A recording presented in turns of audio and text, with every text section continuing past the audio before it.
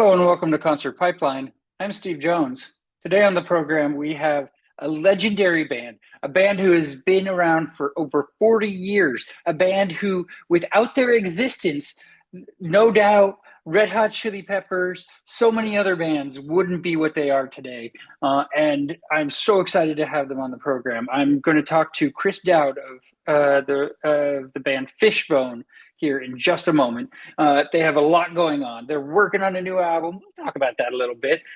They also have their album came out last year, Stockholm Syndrome, which is really great. They have a new kind of double album of sorts coming out that we're going to talk about, taking us all the way back to the beginning, and so much more. So we're going to get into that in just a moment. Before we do, share a little bit about what's going on in my world. I am actually pretty excited. I booked my summer vacation with my kids. For the past 2 years, I took them on a cruise, the Royal Caribbean Cruise Line, from down in Los Angeles to Ensenada, and we had a lot of fun at that.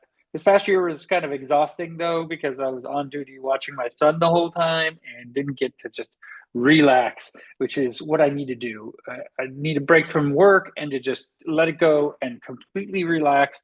And I didn't get that really this last time. My daughter ended up making friends that she hung out with a lot during the vacation ahead of time. She made the friends ahead of time before being on the cruise.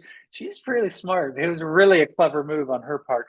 But that left me on full duty of watching my son, who's 12 years old. He was 11 at the time, and just needs that hand holding. Can't be on his own and can't give me a break to just chill, really. So, it's fine. It is what it is. But I need to find a way for this vacation to be all of us together interacting. I have 2 more years, the way I see it, with my daughter before she's 18 and on her own. And I mean, maybe still living at home, but the dynamic has changed in terms of family vacations and whatnot.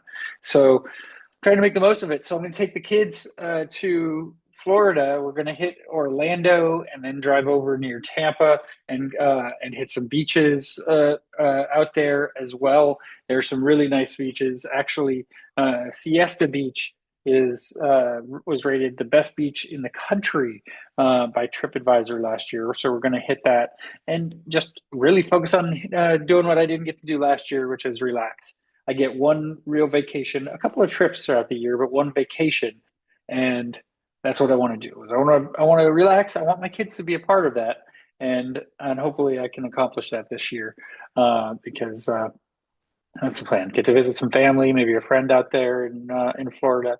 We will see how it goes. So that's what I'm really excited about right now. Aside from that, got out for a good bike ride this past weekend for almost 18 miles. Did a nice hike with my dad and then my stepmom the next day. About 3 mile hike there. So getting outdoors. The weather is great out here in California, and I'm loving it. So trying to spend as much time outdoors as I can. And things are pretty chill. Got some exciting shows coming up in the next couple of months. I'm going to be seeing the format. Hopefully, I haven't jumped at getting a ticket yet. But Dan Leas from Augustana is doing a solo show at Sweetwater and Mill Valley. He's got a whole tour where he's playing Augustana's first album in its entirety. That album was so incredible to me, All the Stars and Boulevards, and he's going to be playing it solo in its entirety. And I love that. I'm a sucker for that, for the albums that really meant a lot to me, to actually get to see them fully in their entirety by the artist. Those shows I'm down for. So hopefully going to get to see that. Then in August, a road trip to Long Beach to see Andrew McMahon and his three piano show, where he has Something Corporate, Jack's Mannequin, and Andrew McMahon in the Wilderness, all three of his bands playing together for one of the last times for a while. Got tickets to that, and that's going to be a blast too. He's currently on his Holiday from Rio cruise with all three bands and a bunch of other bands as well. And I have a lot of acquaintances and friends that are there having that experience. And so I see a lot of videos and photos online, and I am just like living vicariously through it, but also really jealous and envious and feel like I should be there on that cruise because it was made for me and I'm kind of a part of his music scene as well in a way. So a little disappointed I'm not there, but got to be here. Got kids. Got to do the parenting thing. They're in school. I have obligations that don't allow me to be across the country on a cruise. It just I couldn't get it to happen. So a little bummed about that, but it's okay. All right, let's get into our program here. How's your day going today, Chris? Man, I I'm blessed. I feel grateful, you know. And on the flip side of that, you know, totally anxiety ridden because of what's happening in the world politically and otherwise. Yeah, yeah. There's a lot And going on. and simultaneously not surprised, which sucks. Yeah, yeah. It's like we could have seen it coming a little bit, huh? Oh, did I see it coming? Yeah. Yeah, I think that's what happens when you have a misinformed electorate that is too um that's kind of the conversation I was having before we got on, that's too misinformed and too pridefully ignorant to admit that they were wrong. So they've doubled down yeah. and on this sort of thing. And then at the same time, I'm starting to realize that like it really goes back to education. And, you know, trying to rewrite history is not going to serve anyone. No, It's just, I mean, say what you want to, but a vast majority of the population in Germany, at least the people I've encountered, when being there, they had a real come to Jesus moment, no pun intended, and yeah, yeah. about how they found themselves in World War II, and And they here we are. they had to take a hard look at their country, and not many, you know, peoples do that in their countries, and you can't gaslight people about history. There's only it's kind of like math. 2 plus 2 equals 4. But you're Yeah, dealing with but of course you're dealing with a certain level of social math. So, and that's yeah, where it gets tricky. All bets are off. So there's some duality going on yeah. for I'm sure. gonna take I'm gonna take a stab. I guess at who racist piece of shit is about. So Oh well, it's about ignorance comes in. Ignorance is beyond color. yeah, Colorism is just the marker that we use to um, identify each other and be like, your left foot's longer than your right foot and you're evil or what. It would be yeah, something. It's just this weird like point of where we are, as a species, intellectually speaking. Um, we are not in a good place. And I think when people, I don't understand money myself. It's just like I don't know why you need so much, or what I mean. yeah. Why is it never enough, right? Yeah, Like, but for some of these people, I guess it's like, well, some people it's like, okay, I need to hide my crimes, yeah, yeah, yeah, so I have to be as powerful as I can be because if you guys knew the shit I've done, You're so fucking dark Yeah. and fucked up and depraved and sick and psychotic that I'm gonna make you blame these people over here.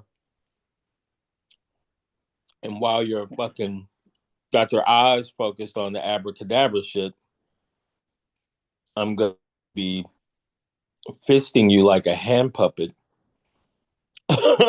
Yeah. Yeah. It's, the For all crazy you part freaks out is, there, not in a good way. no, not the good kind, huh? You know, Yeah. Yeah. not the good freaky kind, like the dark fucked up. Let's rape the kids kind. Um, Right. I always thought from this whole jump, even with the Hillary Clinton shit, I was like, this, you know, it's like get some therapy, people. You know, Yeah. Yeah. Yeah.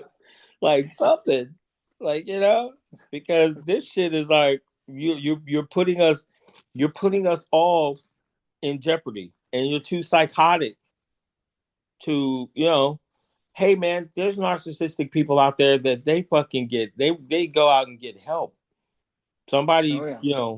I guess somebody gets in there and you know it takes a certain level of I'm been in the record business for most of my life. It takes a certain level of narcissism to pull this music shit off, I guess, to a certain degree, but at a certain point that shit becomes not functional. Yeah. Well, we're seeing a level that we haven't seen before, Yeah, this is like, you know, Nuremberg trial, the annals of but I guess, it's like they say, absolute power corrupts absolutely. Right. Yeah. We do. So Uh, yeah, I wrote that shit about him. yeah. And all of them Yeah. and their unsavory deeds. And unsavory is like kind. You Yeah. sadistic fuck, somebody needs to, you know, I just hope I hope for karmic justice. So all we can do is But hope for that, right? So I do. I really do. But unfortunately, it looks like we're going to have a French style revolution. it's going to take some time. But, Mm-hmm. yeah. Um, yeah. Well, let's start it kind of at the beginning. I'm interested kind of what music you were listening to as a kid. What did your parents have on in the house? Um, what kind of got you started there? Well,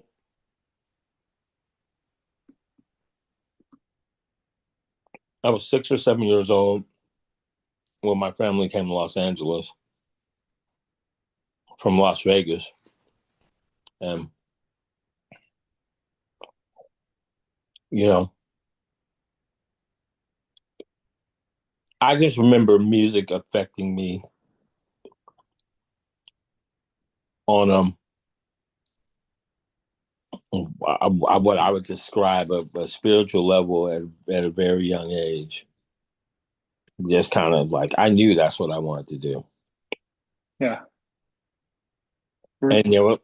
there have been times in my life where I was like, "Oh my God, I don't want to do this. Please Yeah. make it stop."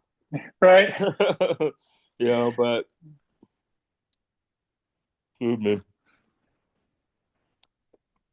But fuck, what else would I do?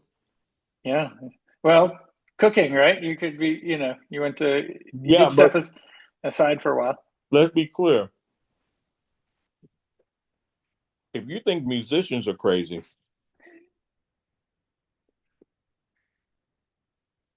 that little entree into cooking was like it's just some weird shit that happened with music for me. And I took some very deep emotional losses, you know, Yeah. and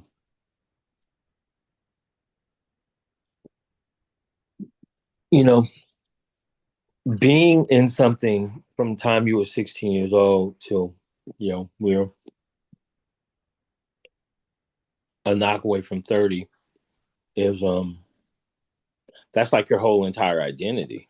Oh yeah. So, and I was lucky and some cool things happened, you know. I I moved to New York. I walked off a tour bus um with all my stuff and moved to New York and did some really cool music. And my writing and production partner at the time was working on Maxwell's first record. Mm. And, Yeah. at the same time I'd be like, at Electric Ladyland hanging out with Alice in Chains. So that was just it was a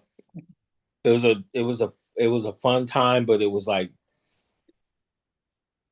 rudderless, you know. Yeah. It was very rudderless. But I managed, produce some really cool records and and I think I was just on a certain sort of emotional trying to figure it out. Like Yeah. we all go through that stuff. And Were so you producing while you were going through culinary school and everything? no, no, no, no, no. By Mm. by the time I had gone to culinary school, it was just like I was pretty much like fuck music. Yeah. You just stepped away. Stepped away completely. You like were with a capital F. had no idea, no plan you were to ever go back, right? Like, I just like I say, I say I didn't, but everybody in my life was like, "You're gonna play music." I'm like, "No, I'm not." Yeah, you are. push back on it as hard as you No, could. don't even say notes or Yeah. anything. Yeah. It was great, but it's like I lost some very close friends, and it and things were starting to get weird. It was like everybody was starting to download music for free, and Yeah. it's just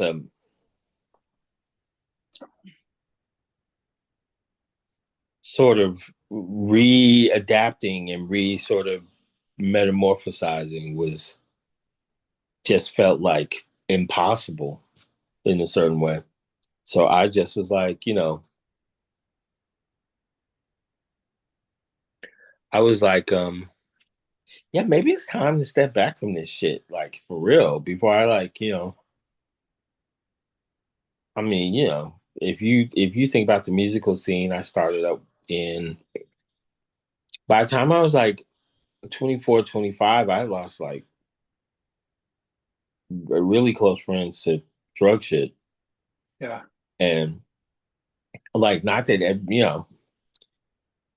everybody doesn't go through those things, or I'm not saying I'm special or some shit. I'm just saying this is my story. No, but I mean, it hurts to a level that you can't even describe, and to have to go through that multiple times, like repeatedly. I mean, again, it's like the percentage of the times that it happens in the music world is much higher than in the culinary world, I would say, right? So, Yeah, yeah, yeah. So like, and that was just really like the funny part to me for doing the culinary shit was like, wow, you guys are fucking crazier or as crazy as um musicians, because it's like, you know, happening in restaurants can be like a happening nightclub. All the same sort of pitfalls, and you're dealing with large amounts of money, and and there's a certain aesthetic that comes with that. Especially when I want to, everybody that does this shit at some point is like, I'm going to do fine dining and da da da da. And it's like, then I kind of, you start to realize, I'm like, yeah, I don't know if I could do that, because you want to be good. I want to be good at shit if I do something. I don't want to just be like, oh, that's cool. yeah, And then I realized, fuck, I don't think I have the same language as somebody that, you know, that sees like this piece of meat or that vegetable or this thing and be able to turn it into something. And that's kind of what fine dining is. Fine dining is kind of like songwriting. You know what I Right. mean? You're making something from nothing, right? Yeah, you're just really crazy. Say, I'm like, well, and so then it'd be like, well, wait a minute. I can't do that with food. I can with music. So yeah, maybe maybe I'm not uh as committed to this as I would like to believe or as good at this, yeah, really. And and it definitely, resonates with me. And so much stuff like that reminds me of music. It's like lemon is sort of bright, like like a pop song almost. You know what I mean? And it's yeah. just like all this sort of taste and color stuff. It's just like, I think that's just in the musical paradigm. It's like all that stuff is kind of in there, you know? Oh yeah, yeah. But you still do it like you for yourself even at this point, right? Oh yeah, I mean, yeah, I do. And I become friends with some really cool chefs and learned a lot because, they can be a little bit like, rock starish. yeah, yeah, Like, so it was just it's very cool. And it's this thing because you're figuring out people's tastes, you know. yeah, yeah. So I watched the documentary last night, by the way, and learned a lot about a lot of your band and experiences, and like it's incredible, like the really the legendary bands that you and your crew influenced. Like, I mean, because you were out doing your fucking own thing, right? Like, and and you had these opportunities where could have taken the record label's feedback and gone commercial and whatever, but that's not what you wanted. You wanted to be Fishbone. You wanted to do it your way, and that's so freaking respectable. It doesn't sell the records that that some other bands are, but as far as legacy is concerned, and and where we're at now with 40 years in your face, and like it's just incredible. So tell me a little bit about kind of that experience and what led to you know you and the crew to pave that path. Well,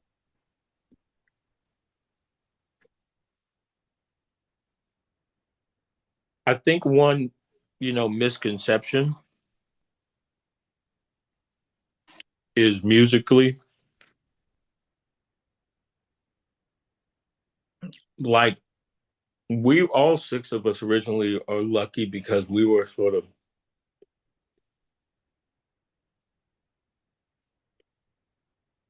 blessed with being influenced by all this stuff that was happening musically, and we were having little bits, and especially like when you're learning an instrument, you're like a sponge. Yeah, You learn one thing and like, ooh, I guess it's kind of like puzzle making or something. Like, oh yeah, that bit is like reminds me of you know that one Herbie Hancock song, or that thing is like this special song, and you know, um, and then sort of being blessed enough to be in that time to where it's just like my uncle took me to see like Art Blakey and shit when I was like 13. You know what I mean? Which is like, comparatively speaking, it's super heady. It's like being a 13-year-old going to like a Picasso exhibit kind of shit. You know what I mean? You don't know what the fuck is out going of your on. realm. Yeah, But you're looking at it and you're like, this is fucking spectacular. yeah, So, and then you start to like go to enough art exhibits and you start to be like, oh wow, that painting makes me feel like this, and that color tastes like that and da da da. And then you start to understand the language of it. So I feel especially blessed to grow up in the household I grew up in because my uncle, who influenced like all of us musically, man, and Angelo's father as well, and you know, um, they were into so much stuff. And then my uncle was like a Vietnam vet, so he had this whole experience, and his mom played piano, so he was just passing on the sort of tradition to me because he saw that I just had this appetite for music. So, Yeah. like I said, I see everything from Blakey to but then I'm discovering music, and it's like, Dead Kennedys are playing a New Year's Eve show, and it's 1983, and everybody wants to be there when it turns 1984 to hear Jello go, now it's 1984, and I literally got to see that shit. Yeah. And, and it just sort of expands because at the end of the day, we're individuals and we're trying to find our individual voice. And then you see something as at the same time you're doing what you're doing, you meet these, other kids along the way, and they're like, we like Funkadelic too. And, and they go to Fairfax High and, and it's Flea and Anthony and shit like that. So, and hello. So Hmm. we were just all just, musical sponges and grew up in this city that, is like the entertainment capital of the world. And that whole, Los Angeles as a whole, it's just like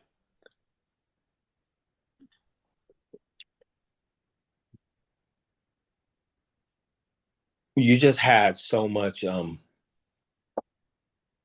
that industry around and all of its trappings. Um, Yeah.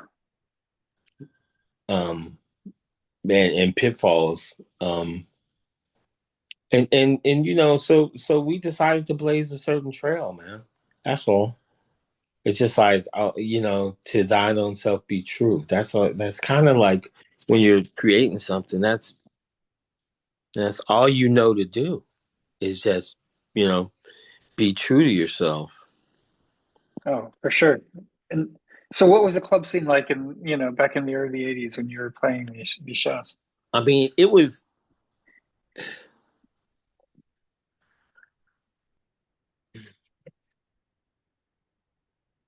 um, it was in, it was incredible. It was insane, and it wasn't just Los Angeles. It was, Los Angeles and New York and London and Paris, and we were all kind of young and trying to be cool and shit. So we would, especially because you're like, Chicago, any major cities, you have people coming from around the world, and it was just, it wasn't as expensive to travel. You know what Yeah. I mean? Um, and it wasn't like this sort of isolationalism idea has sort of spawned. It was way different. People were really sort of like seeking experience. So, you know, I put to you like this. One thing I used to love about going to New York at that time is you could go to six different parties on a Monday night. Yeah. And You know what just I bounce mean? around the parties. Yeah. Yeah. Fucking bounce around to like pool parties and just meet people, and people were not like sort of, electronically attached. Right. You Not like didn't that know anymore. you didn't know what was going to, what was going to come around the corner. And that's a good thing, Yeah. you know? And because, you know, it's so much stuff I'm starting to realize about, not just like, okay, so if we want to go with the narrative, Fishbone's this band, and you did all these things, and you didn't become famous. Okay, cool, whatever. We go, we can go with that fucking narrative. That's fine, whatever. But I don't know. I don't see it that way. I see it like we were, we were, we were fucking. You know what I mean? Like not every expedition makes it to Antarctica. You know what I mean? Right. There's some Yeah. fucking people that tried to climb Everest, and guess what? It didn't fucking work out. The wind was against them. They lost a fucking finger. But you know what? It's kind of like, but I did that shit though. I Yeah. trained for it. I fucking, went to fucking Kathmandu and stayed there for a month. So I conditioned my lungs. And, I did the fucking thing. Like, You put in the work. You did the thing. Yeah. yeah, like, and who gives a fuck about the outcome? The amount of fucking amazing people I met on this journey is just like, there's no way you can look at it and not say like I had a life that was fully lived. You know Yeah. what I mean? And I honestly, there's some shit I would. Of course, everybody looks like I changed, but like, who gives a fuck? What can I do about it now? Who fucking cares? Yeah. I still did all these fucking amazing things. I had these just like I could only wish that people could have some of these kinds of experiences just for themselves, just a normal human person with curiosity about life and that wants to live something that's not like so blind and ignorant to think like I grew up in Los Angeles and it's the greatest city in the world. Right. And I jacked off into a paper cup. Who gives a fuck, man? Did you Yeah. live, motherfucker? Did Yeah. you live a full life? Like, fuck all that other shit. It's just like, I want to control people and have things. Bomb the shit out of you unless you do what I say to.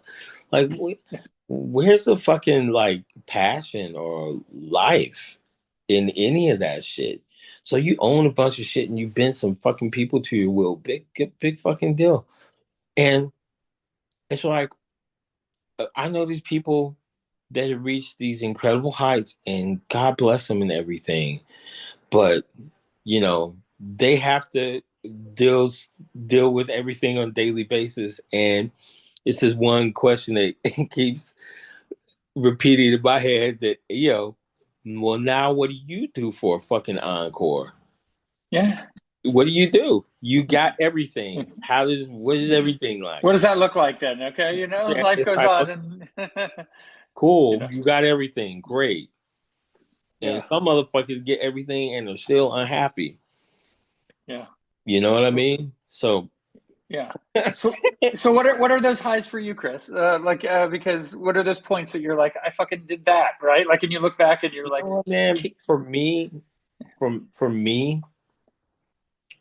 the thing that I found and have found that is sort of stood the test of time and is enriching for me is my friendships and the people that matter to me in my life. And that to me is like that is so invaluable. Yeah. That is something that is priceless, you know. Um I was having a I was having a talk the other night because we were working on this record and I was talking to this engineer and he worked for Prince for a long time and I was telling him the story about when Prince came to see us play in France. Oh, He played in Paris and he showed up one night and they cleared the whole fucking balcony and shit and he's back there and I'm on stage and you can see it fucking Prince because he had this big ass bodyguard. Yeah. Uh-huh. And then, you look back at those photos in the 80s and that dude's always there. So you knew it was Prince. Yeah. And in classic Prince, we like think we're gonna, oh fuck, I'm gonna finally meet Prince. Cause growing up in LA, like crazy, like give you an example. And talk about what clubs were like. We were 14 years old. There was this fucking legendary place called Flippers. Okay. And I was 13 or 14, and everybody go, your parents would drop you off, and you fucking like, leave me alone, I'm fucking grown, or whatever. Nothing like now. Like, these Yeah. motherfuckers, you can't get them to leave the house. Yeah. So, let alone, like, I think about it now, we were so fucking independent, you know? Like grown ass 14, 15-year-old motherfuckers that I think in a lot of ways the world's become this sort of paranoid, unmanageable, whatever. But I digress. So we're at Flippers and you know, Prince played there. Like a Uh, surprise show because it was like that cool of a fucking place. And so I'm like, I would always be circling around meeting this person. He finally comes to see us play, and then he dips like 2 minutes before we get off stage. disappears like he never was And I there, right? never got to meet dude. But it's just like, yeah, but Prince still came to see me play and fucking dug it and Yeah. sampled Lion Ass Bitch on one of his records. So it's just like, Oh, you know, like that kind of shit. It's like even if you don't, and even if you don't get to meet that person, it's still such a fucking amazing experience.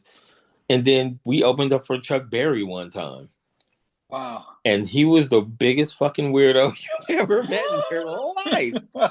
Yeah. Um, but man, I fucking played with Chuck Berry. Yeah. You know what I mean? It was Check that one of box the, off and huh? check that box off, right? You know? Yeah, right. And it was terrible. And I hate to say it. He was so out of tune and it was so crazy sounding. And he so didn't give a fuck about anything but getting the bag and leaving. Yeah. And it was just terrible. I was so bummed out, but it was just like, but it was one of those lessons. It's like, hey man, sometimes when you meet your heroes, Yeah. That's how it goes, right? yeah. Yeah. Did you ever play shows with No Doubt? I know that Gwen, obviously, I saw in the documentary, she raved about you and how No Doubt wouldn't have really been what it was without Fishbone. But Well, or did they just go to your shows? at one point in my life,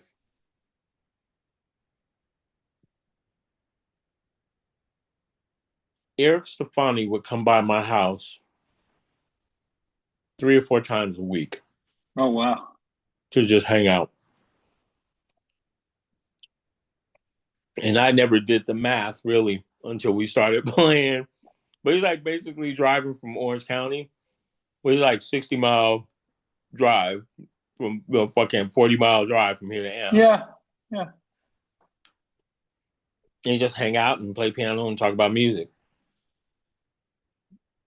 I didn't know he was gleaning something from it at the time. I was just like, man, by the time we were like 18, 19 years old, we were so fucking tight. Yeah. We were playing at like an adult level at that age. Oh yeah. And which is like, it's like Kobe Bryant or some shit. Right? I know. I'm Yeah. 18 and I'm dunking on motherfuckers, you know? Yeah. Yeah. So it was like that. So it wasn't even like something I thought about. And I didn't even value who I was or my ability in that time because I always thought like I'm not good enough. So there's always that voice Yeah. like you don't even like I'm influencing something. Like I don't even feel like I'm good enough because my my dad, he had records, and he was working with like Richard Evans, and and Richard produced like the first three Donny Hathaway records. So I was comparing my shit to that. So So comparing you're my trying to fill your Donny dad's shoes, Hathaway, and yeah, huh? you're trying to fill your dad's shoes, pretty much, and kind of Yeah, yeah. So I was just like that, and they're, that part of my family, they're all from Minneapolis, and and when they talk about Prince and like Grand Central, like the other band that he was playing the Battle of the Bands against was my uncle's band. oh Yeah. wow, Mm-hmm. wow, okay, So I got wow, a whole like history of I just don't like look. I just never talked about that shit. yeah, yeah, I've never been that dude to be like, I did this and I did that. But yeah, whatever. It's what it is. Um no, so I just and and to go back to the band stuff is like there's always a dynamic in a band where you're trying to make decisions as a collective, and sometimes the people that you are making decisions with have their own emotional baggage and the decision making that comes along with that. And then you grow up in Los Angeles, and by no stretch of the imagination did any of us grow up in like Beverly Hills. And my dad wasn't the executive at Capitol, and you know no, I knew things, but it was from actual people that were working musicians. And sometimes, when you're that young, you don't want to hear their advice because it's like, yeah, especially when you're doing something as different as we were doing musically. yeah, The only point of reference, like when we first started playing, literally the only fucking people, especially in the black community, that they would ever compare us to would be like Prince or The Time and that whole thing. And I'm like, well, only reason why you're saying that is because he's wearing the same shit that we bought on Melrose like 2 weeks yeah, before, and that's your only like visual marker. You know what I mean? So yeah, it's like yeah, we just shopping at Flip, just like in Aardvark, like everybody else. So, um, yeah. And so, how did it feel for you, kind of going back? Like you talk about the greatest thing being the friendships that you had through Fishbone, and the dynamic of the band and everything. Like, what was that like when you went back to Fishbone after so long away?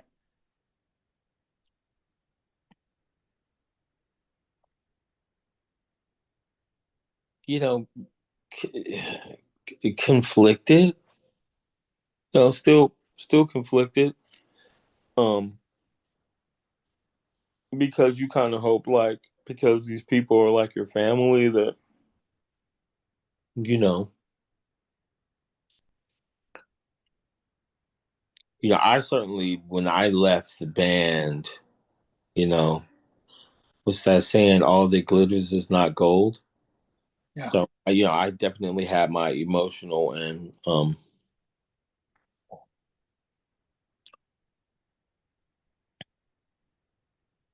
creative struggles, oh, um, for sure. and you know, I would eventually figure out that you can't really cry over what you can't change. You can't make people emotionally evolve. It's just, yeah, like, you know what I mean? That's kind of, you start to figure out what I figured out from my way of stepping away, working with other people and then stepping away from music. It's just like you can't make anybody do any fucking thing. No, It's like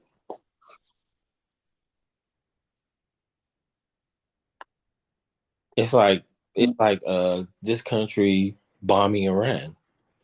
Um, do you think? Okay, let's go back and look at the history. They're fucking like like they come, those people that came from Iran that we have in the United States, they were fucking engineers and bankers and highly fucking intelligent people. Yeah. They have their whole society has been built on their understanding of science and math and sure theology. Okay, cool.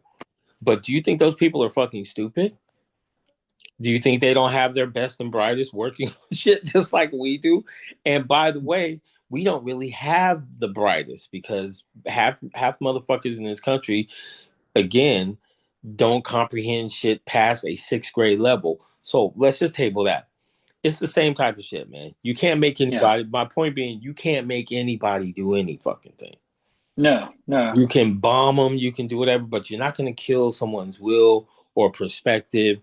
Only thing you can do in life is pray that you can sort of meet each other somewhere, and that you hope that those people that you love or consider family have had some level of growth.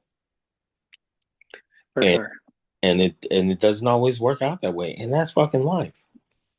So I came back to this sort of my life experience and how to apply it to sort of honor our legacy and the friendships and the creative things that we had built together. And and some people had changed and some people had. Yeah. Yeah. But I'm just like, look, man, I'm just like, I'm not trying to shit on anybody or control anybody. I control is a fucking illusion. Right. And I that is really something I fucking understand, boy. More than any fucking you can imagine. So we can persuade and we can, you know, talk and agree to disagree and do all these fucking things that we have to do in the human experience. But I just, I came back and I wanted to see if we could come together creatively and whatever sort of narrative of us being righted or wrong, that we could correct some of this because we had evolved and we were, men now. Yeah, And, absolutely. and all the things that come along with sort of evolving as men. And some of that shit was not evolved. So it just, Yeah. now we're here and I accept it. Yeah. Yeah, absolutely. And I mean, and you're rolling. I mean, Stockholm Syndrome, your latest album that came out is awesome. Thank Um, it's really great. I mean, you have the 40th anniversary in your face, cover your face that's coming out next month, April 10th. Also really cool, and you got a bunch of people to play your songs on there, and I mean, and people who like amazing artists. I mean, Patrick Stumps, Silver Sun Pickups, so many you. It's amazing art. man, tell you something. That is just like like I couldn't be more like blown away or I just like, yeah, that whole thing, the way that came together is mesmerizing and stupefying. Yeah, Because yeah, it's just like, wow, because you just like, look, man, music is so, people are so, music is especially now, God, it could be just like, so hard to connect with people or on these sort of levels, man. And it's just, I don't know, man. I'm just kind of blown away by that whole thing and how that came about. And that was like us and our management and mostly the artists just coming together and and just collabing with us creatively, man. It's pretty insane. oh yeah, yeah. I mean, Patrick's I'm doing a selection. Wheatus, you got Wheatus on there, a movement in the light. Like, I Yeah, mean, I listened to it, and it's so good. You yeah. know, All of them, all of everything. Everything is so good, and you know, I just tell you, man, I'm just like flattered if like five people listen to what I'm doing.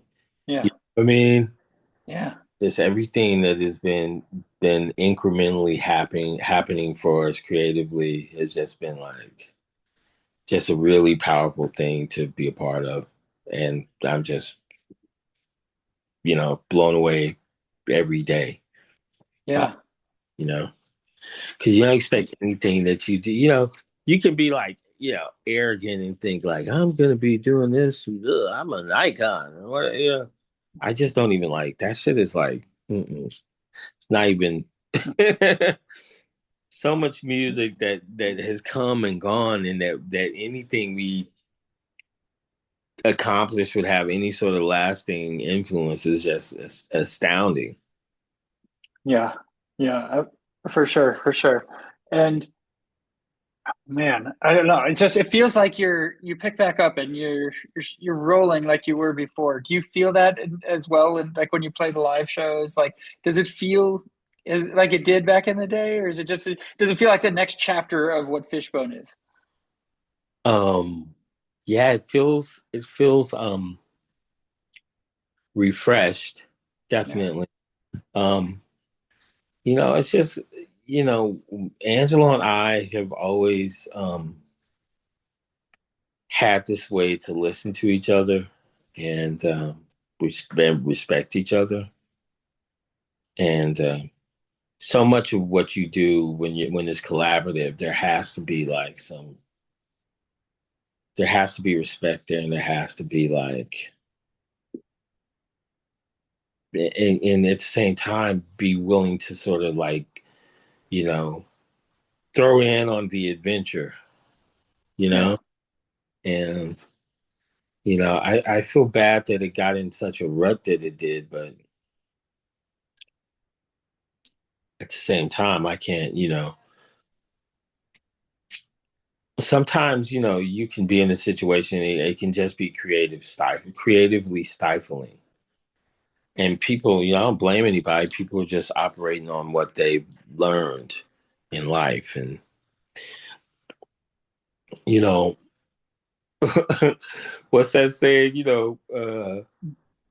Tuesday's price ain't Wednesday's price. You know what I mean? yeah, yeah, yeah. Yeah, what worked yesterday may not fucking work today, and No, that's really kind of what happened with all of that. And um and so we creatively, it's just like I just felt like we had become sort of constipated, yeah, you know, and no, and man, like, hey, man, the group of guys that created this whole thing, and that's alchemy, man. That's some high level alchemy you're dealing with. You know what I mean? yeah, That's high science, man. Like, people have no idea. We live in one of the worst things about an American train of thought is like everybody in this country simultaneously devalues creativity. Um, they want to be the creative thing, and in the middle somewhere, it's like you're pissed off that you can't just add water, and it's not like, you know what I mean, like back in the day, like how your grandparents drank like Ovaltine and shit like that. It's yeah, creativity is not like Ovaltine. It's like I can't go to the counter at the mall and order up some creativity and slap it on. Put if you put this salve on your skin for 5 days, you'll something creative will come out. Just like that people will identify with. yeah, You yeah, know what I mean? Or it'll touch somebody emotionally. Like, no, that shit does. I wish it did for you, maybe for a minute, But yeah, we're magicians. We pull shit out of the fucking air, and to just pull some shit out of the air and have it identify with people on a human level, man, that is fucking. I don't know what that is. I just Yeah. great that I can do a conjure or whatever the fuck you want to call it, man. Because it's pretty fucking powerful. So Yeah. but at the same time, that had sort of stopped, and in this weird way, we just stopped trusting each other and listening to each other, and the resentment that comes from all that, and you know, like I'll give you an example, like Stockholm Syndrome. It's like I wrote Secret Police, like the minute Trump's first presidency happened, and they did that thing in Portland, and they were talking, and I was reading the news and shit. And it's definitely when you were getting more, you know, real media coverage, and it wasn't being purchased by all these sort of ginormous corporations and that kind of Right. shit, and have this sort of yeah, well, well, really stories should have this sort of political slant and da da da before all that shit started happening, you know. And but it doesn't really have to happen. You can just look with your own fucking eyes, you know. It's right there. Yeah. And people are reporting, like, policemen without any badge numbers or unmarked vans, like grabbing people off the street. I'm like, hello, that's some Yeah. like fucking SS Hitler shit. Like, when you start having like secret police and that kind of shit, Yeah. that means that your society, you're fucked, Yeah. Yeah. and that was in like 20 fucking 17, 16. Yeah. 18. Yeah. It's Yeah. like, hello, people. Yeah. They're here there again, right? But Yeah. as long as somebody had a them, they did it, we can blame them, you know, Yeah. then we're fucked. Yeah. Yeah. It's crazy. So I Um, I wrote about that shit then, and it took till Stockholm Syndrome came out, man.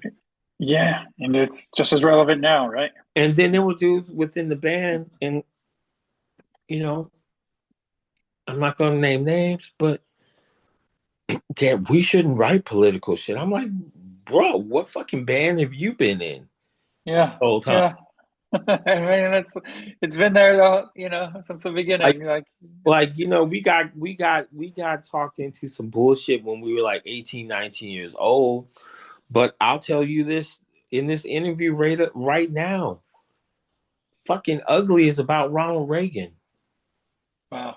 Cause he was doing some ugly racist ass fucking gaslighty bullshit, and black and we know as a direct effect because of that fucking neighborhood we grew up in, you dickhead. It's like Yeah. I don't need you to confirm some shit on the news that I can see happening on my block. They were Yeah. fucking half of those kids got money because they were fucking selling dope, and the dope they were fucking selling was from CIA.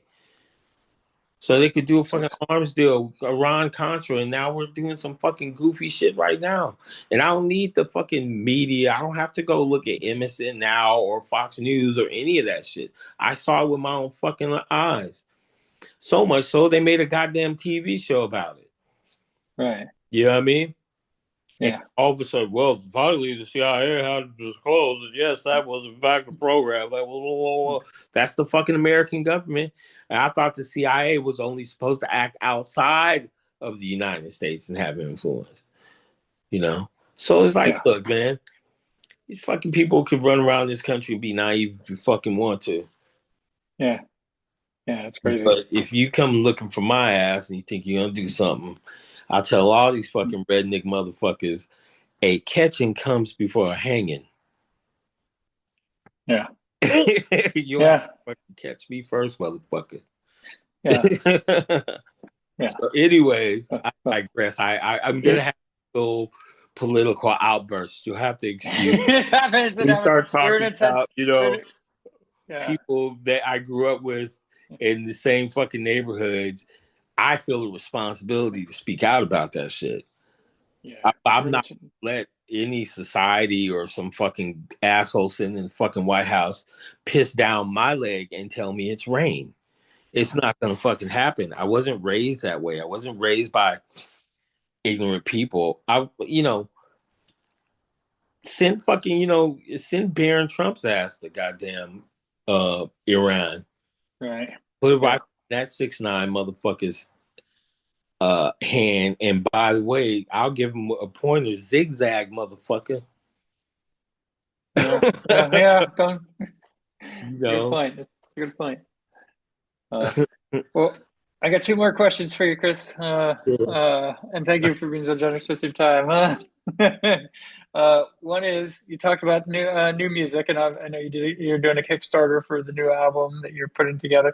What can you tell me about the new Fishbone album that you're putting together? I mean,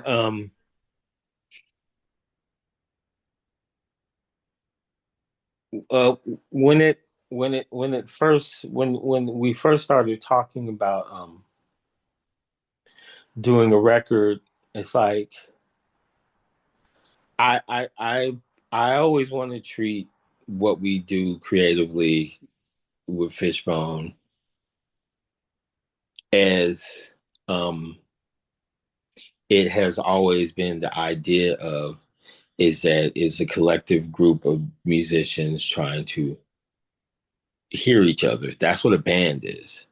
Yeah, The cool thing about that is that you get different perspectives. And if you can sort of have respectful dialogue, you can create something magical. Um, so I was trying to listen to within the guys within the band that we currently is Fishbone, and we wanted to try to do something creatively. And I kind of immediately saw that, you know, there was resistance. Um, and then sort of I would say I'm a person of like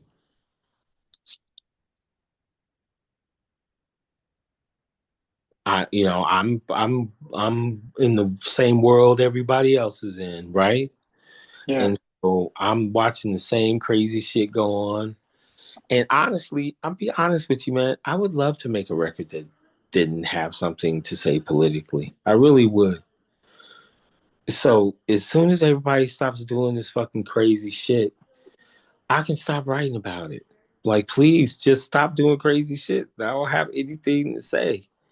But something we can move on to flowers and raindrops and love and all that. I'd love to write an album like that. But motherfuckers keep doing crazy that's shit. And you yeah, do crazy shit in the fucking name of the people, and you don't even ask for a fucking mandate from the people to do the crazy shit. Or you got half the fucking population so fucking stupid because they've never been any fucking where in their lives, and they're ignorant and they're culturally fucking ignorant and insensitive and dickheads. Well, I gotta write about that shit. Sorry, yeah, you know. yeah. You have No, fucking balls to sit up and be like, America, you don't speak American, motherfucker. Speak American. You mean yeah, the King's English that half of you dickheads can't articulate? Really? right. This language. Yeah, You mean the land that you took by violence and force is yeah, yours? Is right. it? You know? And these fucking, these countries we fucking find ourselves in because of our global interests. It turns out it's not global interest. It's the interests of fucking big oil and pharma and tech and that nothing that has anything to do with the fucking people. But then you fucking, and I'm sorry for saying fucking so much, but I No, don't you're good. know what the fucking do to describe it. It's just like, bro, just if you stop being a racist piece of shit, I'll stop writing about it. Yeah, Just do that. So Yeah. I write some more shit about motherfuckers pieces of Well, shit follow up to racist piece of shit is what we're getting. in a fucking country that, quite honestly, you fucking stole. And I wish the fucking indigenous people of this country would have let them fucking pilgrims starve in the fucking woods. Or as my friend Phil used to say, I wish I had a fucking time machine so I could get in a fucking time machine and go back and give all these motherfuckers fully automatic record weapons and be like, when they come over the hill, start shooting. you Yeah, yeah, yeah, because nothing good is gonna come from this but smallpox and alcoholism yeah, and yeah. lie after fucking lie. So I'm writing about all that shit. That's what we're getting. New Fishbone album. Yeah, Uh, writing about all of it because fuck, man. yeah, it is. Yeah, Somebody has to be. That's the history we're supposed to fucking learn from. yeah, You know, my uncle who went to Vietnam used to say this thing to me as a kid about racism and that level of ignorance. He's like, what people don't realize is like, if you put poison in the water, you kill all the fish. You know, yeah, not yeah, not just the black ones or the brown ones. You keep all the fish eventually die, and that's how you end up with Alex Preddy and Renee Good. yeah, Gonna escalate for more, and then there's yeah. some people that are just gonna be so dug into this fucking narrative. And I don't give a fuck about saving those people anymore. I'm just like, I'm done. So that's what I'm writing. Yeah, yeah. No, that makes sense. But there's some Uh, hope on there because I think you have to, even in the most darkest, depraved fucking shit, man. You gotta find some kind of hope, you know. yeah, And you it's have hard to. it is because if you become hopeless, man, we can't change anything. You know, Right. you can't. You have to. Can't give up. You can't give up, man. So I wrote a song basically about that, about Yeah, not giving up. That's one of the. I'm literally working on that shit as we're talking about it. I love it. Yeah, I Love it. played it for a friend of mine, and he said it sounded to him like, he's like, wow, man, it kind of reminds me of like, um, Jimmy Cliff or that one Paul Simon song. I was like, oh, cool, I'll take that. Take that as a compliment. Yeah, well, Jimmy Cliff and Paul Simon. I'm like, fuck yeah, that's a good comparison, right? So, hell yeah, I'll take all that shit. yeah, And yeah. then I got I gotta write some punk rock shit because I'm punk rock motherfucker. Of course, got to. So Got that in there. I just, Yeah, man, you know what it is, man. It's just it's always going to be like like the Circle Jerks and the Clash and Dead Kennedys and all that shit. yeah. It's just baked in, bro. It's like I can't do Iggy Pop in the studios. I can't do shit about it. It's Just, all coming in there. Yeah, just in there, man. It's just foundational. yeah, yeah. And my last question for you, Chris, is I believe it was 1991. You played SNL. Tell me about that. Because that is a banger cast during that time. That Like, that cast was,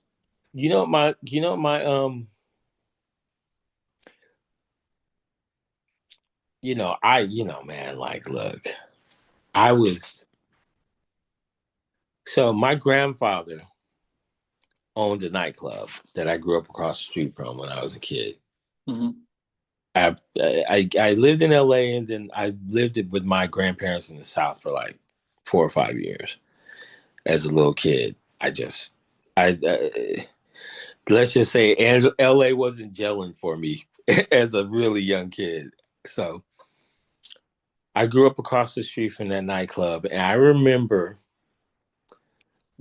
when, because they were on the nightclub, I would be left with my cousins, and I was like 9 or something, 8 or 9, and Saturday Night Live came on, Yeah.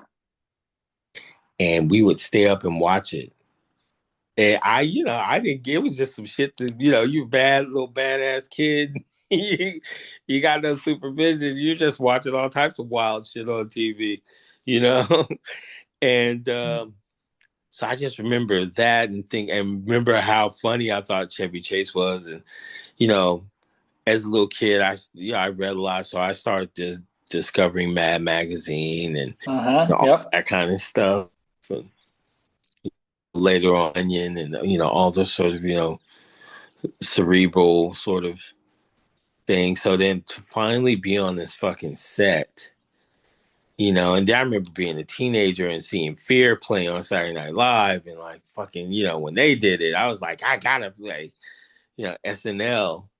So to finally be on that fucking stage, man, is just it's life changing.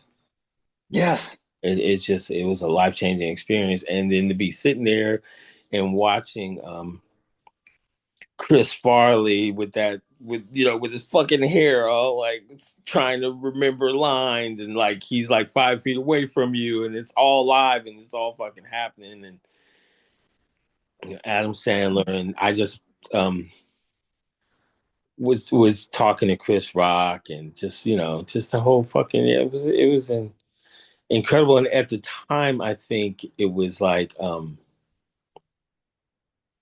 Dana Carvey and what's his name was part of that cast, Mike Myers. Mike Myers and Yeah, yeah, yeah. yeah. That fucking and then we did it with Jeremy Irons, who for me is like people don't know this about me, but I'll say it. They're it's probably from growing up in LA. Um, but I love fucking movies, man. Yeah. Like I'm like it's three things that I'm an absolute, you know, junkie over. Culinary stuff, music, and film. In the movies. Yeah. I guess I'm an Angelino kid like that. And, Jeremy Irons was like, I watched Dead Ringers probably 100 times at that, Wow. like, at meeting him. And I was just like, he's a fucking Dead Ringers. And I'm just fucking flipping out because have you ever seen that movie? I Not haven't. No, but I Not the apparently I gotta go watch reboot. it. Yeah. Not the reboot. The original shit with Jeremy Irons is fucking bananas. Yeah. It's in my top 10. And it's Cronenberg. So if you know Cronenberg's History of Violence, Videodromes, David Cronenberg, Mm. The Fly with Jeff Goldblum Yeah. is Yeah. David Cronenberg. And so I just was like, I was in fucking, you know, art boy heaven. Yeah. Yeah. Like, and he was like, and I will say to this day, Jeremy Irons is like one of the smoothest motherfuckers I've ever met in my life. He was just like just super English, cool, London, kind of, vibes, English, very proper, very a gentleman, consummate gentleman type. And I was just like, Yeah. that's how you fucking do it, man. That's how you do life, like that guy. Yeah. Yeah. I just remember being like, yeah, I can't believe it. And everybody knew that the Saturday Night Live we were on was special because he won Best Actor that year. Oh, okay. You For, did. for So he played Klaus von Bülow. yeah, yeah, the Die Hard, right? No, Wait, no, no, no. no, Class on Beer. Wait, who's that? Um, what is this fucking Class. movie? And I'm totally blanking on right now. I smoke a lot of weed. So I'm gonna For blank. sure. Let's see. Reversal of Fortune. Reversal of Fortune. Yes. Okay. Okay. I had to look that up. I haven't seen that either. So If you don't know, Klaus von Bülow was like he's a Trump type, okay. and this was actually at a time where society sort of gave a fuck about it if you killed your wife. Yeah. and got away with it. Yeah. You know, apparently now you can fuck kids, kill your wife, whatever. The whole bars, who gives a fuck fest. But back then, in 91, in good old 91, we had this thing called law. There's laws and standards, And thing called consequences. And by God, right, right. Yeah. there Yeah. was laws and consequences. We ain't Yeah. got this shit so much now. Yeah. I knew Jeremy Irons from Die Hard 2 though, so that's Yeah, kind of where it source familiar to me. if you've never seen Dead Ringers, Uh-huh. Gotta you watch like it. if you like horror and drama, Yeah, yeah. that shit is like, and it's not even like horror, like vampires, and Yeah, Frankenstein. It's not that shit. It's like it's deeper. yeah. It's like wow. And there's also this. It's definitely got some cautionary tale shit going going on. Yeah, Oh, for sure. if you've never seen it, you should see it because that fucking movie is a shit. And just like fucking incredible actor. Yeah, yeah. I'll check that out. And so SNL said, changed your life. It was like I mean, epic. I wouldn't say it changed my life. It was definitely life affirming. Okay. You know what I Yeah. mean? It Yeah. was like, yes, this is where I'm supposed to be. You know, and I fucking worked my ass off to get here. You know, Yeah. and sacrificed, a lot of life and emotional connections and all these different things to get there. So, I felt very proud of that moment for what is sort of said as a statement for the band. For sure. How did it happen? Like who put Oh, you? I would say other than, there's a couple of guys that, came in there and were good managers that were solid, but, you know, our manager at the time, Elliot Roberts, was just, you know, uh, what's that saying? From my lips to God's ears? Mm, God, for real. yeah. Yeah, yeah. You got your I spoke to God last night, and God had a conversation with Lord Michaels. You boys are playing Saturday Night Live. And we were like, thank you, sir, for you spinning the magical spinning wheel and making sure that our band, Fishbone, is on Saturday Night Live. It was one of those kind of fucking moments, man. But he was that dude. He was fucking incredible. He had all those stories. Like, I was hanging out with Jim Morrison, and you're like, as a musician, your brain is like melting out your, fucking left ear. And Lenny Bruce was, like, yeah. what? Richard Pryor came by one night and just, he needed $5,000 to grab him coke. Just like, He sounds like Lorne Michaels because that's what Lorne Michaels yeah, does. It's like it was like Paul that. was over at my house the other day, and Yeah. And like I said, growing up in LA, man, it's just like, look, you fucking see Prince in the time play the goddamn roller rink and shit.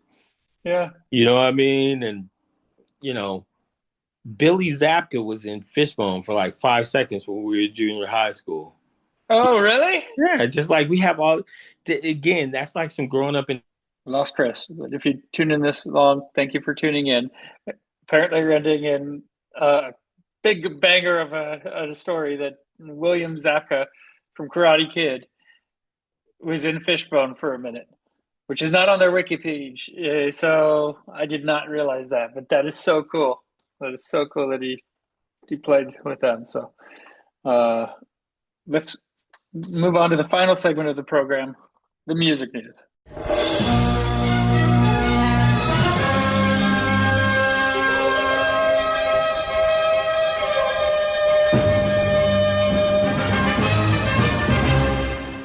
Got a couple stories to wind out the program. All right, a lot has happened in the last week. Metallica announced and sold out a bunch of dates to their residency at the Sphere in Las Vegas. Sorry, Sphere They don't like the word "the" being associated with it. Sphere in Las Vegas, and they are adding six more shows to their residency as well. They're doing the 2 night thing where they have a set of two shows over the course of 2 nights. I think there's a day in between, and to recoup and get ready for another day of rocking your head off. And both sets are completely independent from each other. So I imagine they only play Enter Sandman at one of the shows, their biggest hit. I don't know, but that's pretty awesome. So way to get fans into two different shows. But they're going to be doing six more dates. The initial 8 dates take place in October throughout the month, and six more dates are going to happen. I don't know that they've announced what the actual dates are yet, but they're going to be going on sale very soon. Like very almost immediately after this comes out, probably the next day. So if you're a Metallica fan, check that out. Get your tickets. Uh, I'm a fan, and I want to go to Sphere at some point. I don't think it's happening this year. I got the vacation I mentioned earlier on the books, as well as a road trip, and enough already going on that I don't have time to go to Vegas or the energy to go to Vegas to see Metallica. But that is awesome still. Gorillaz shared this beautiful new Jamie Hewitt directed short film, The Mountain, the Moon Cave, and the Sad God. I checked it out. It's very cool. It's very Jungle Book esque, also. It takes you back to those days, old days, where the bare necessities are the biggest problem you have, and it's really cool. It's a great track that they have it too. I really enjoy it. They also have announced like a tour as well, and I think they're going to be playing Oakland Arena, which is pretty awesome. So you would check out Gorillaz. Red Hot Chili Peppers, Chad Smith surprised drum students as a substitute teacher. Uh, so he teamed up with Drumrow to surprise a group of music students, where he arrived as a stand-in tutor. Uh, let's see, it shows Smith in a car on his way to the music school before it cuts to someone telling the students that their regular drum teacher isn't available. And then he meets a 10-year-old who says he likes punk rock and lists his favorite bands, Blink 182, Green Day, and Red Hot Chili Peppers, while not realizing he was talking to Red Hot Chili Peppers drummer, which is pretty funny. He laughs with the student and replies, Red Hot Chili Peppers, they're not really punk rock, but okay. He then tells the student, well, do you know I drum with Red Hot Chili Peppers? And then the kid was surprised. And he also encouraged a young student who's nervous, joking with her, ignore the camera, ignore me, the Hall of Fame drummer sitting next to you. he's jamming with students, giving tips.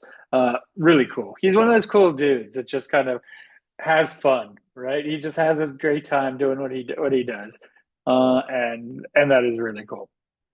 And the band clarified that it had nothing to do with a new Hillel Slovak era Netflix documentary on a creative level, but that they hope it'll spark interest in his work. I guess there's a new documentary that's going to explore Red Hot Chili Peppers, the years of being a band, chart the impact of their original guitarist, Hillel Slovak, who died in 1988 of an accidental heroin overdose. And there's there is input by Anthony Kiedis and Flea. It's going to premiere March 20th as well, so you can check that out on Netflix, I guess. Okay. Let's see. Gnarls Barkley has returned with a new song, Pictures. I listened to it just before this recording. Their first new single in 18 years. I dig it. Gnarls Barkley is pretty cool. CeeLo and Danger Mouse. I got a chance to see them, must have been like 2003, play a festival, and I was backstage, and I got a picture with CeeLo Green, which is pretty awesome. They have announced their final album, Atlanta, as well. And let me see here. Atlanta boasts soaring gospel-tinted vocals from Green, along with Danger Mouse's intricately layered production. It pays tribute to the city that both band members hail from, and was inspired by Atlanta's MARTA public train system, a memory from their teenage years. And I don't see a date that album is coming out, but I'm sure it'll be out before too long. Check it out. All right, and let me see here. Oh yeah, the lineup for Outside Lands was announced today as well, which features Charlie XCX, Rufus Du Sol, The Strokes, The XX, Turnstile, Joe, I don't know how to say that, DJO, from Stranger Things, Empire of the Sun, Dijon, a bunch of other bands as well, of course, many, many other bands. What's interesting to me is Death Cab for Cutie is listed twice in the lineup, which is I don't know if that was intentional or a mistake, but there is Death Cab for Cutie playing that as well, and another festival which will carry on posthumously, according to Sharon Osbourne. From what I read, Ozfor Fest is officially returning in 2027. I don't have any more information than that, but Ozzy will live on forever in all of us, and there's so many bands that'll pay tribute to him, I'm sure. So why shouldn't it continue on? Bring it, bring it. That is great. And the last story is Foo Fighters played a couple. I mentioned this last week, but they actually played the shows. An intimate London Shepherd's Bush Empire gig. They broke out a stacked set of full fan favorites, deep cuts, and unreleased material at their intimate show. They announced details of their upcoming 12th studio album, Your Favorite Toy, last week. That's going to be stacked with noisy, loud bangers that feel like they come from the old days. And then they played a couple of these really small, intimate shows, which is really, really freaking awesome. I'm looking forward to seeing Foo Fighters at Bottle Rock in Napa at the end of May, along with a number of other bands as well. It's going to be a blast. So that is our show for today. Thank you for tuning in. For all of us here at Concert Pipeline, I'm Steve Jones. We'll catch you next time.